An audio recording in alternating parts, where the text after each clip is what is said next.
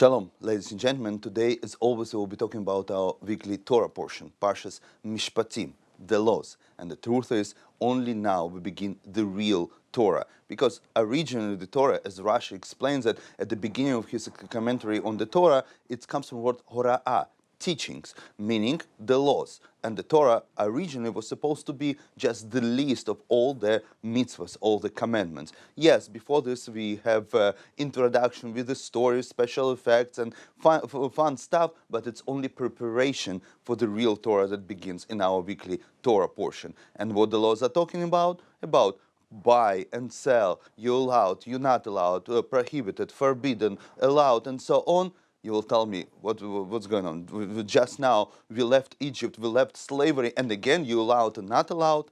But I believe with the set of laws that we begin to read from our weekly Torah portions, describing our daily life, daily routine, how we live as the Jewish people, it teaches us a profound lesson 34 centuries ago, defining what does it mean to be a free person. First of all, you will have to ask a much stronger question, because the first law that is discussed in our weekly Torah portion is the law of a Jewish slave. Slave, we just left slavery, and slavery again.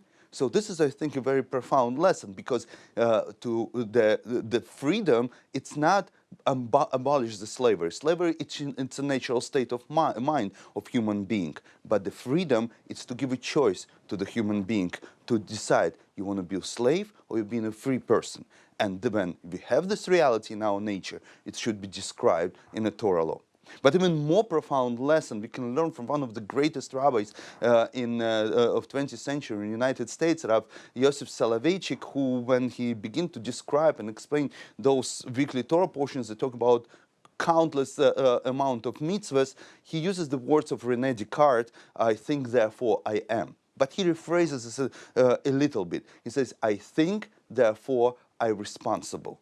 Meaning that atheism today, it's not a real atheism that it was before. The real atheist, it's a deeply believing person with a strong faith. Because the difference between what we call a believer and atheist is that believer believes in God that exists. The atheist simply believes in God that does not exist. But nowadays, atheism is just a lack of responsibility.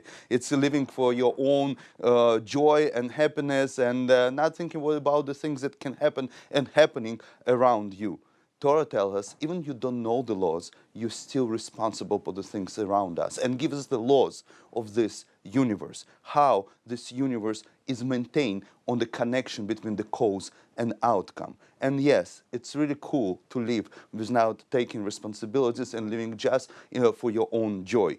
But to be a really free person, it's to learn and to understand the logic behind the universe. So, ladies and gentlemen, let us be the free people and learn together, learn to think and to take responsibility for our universe.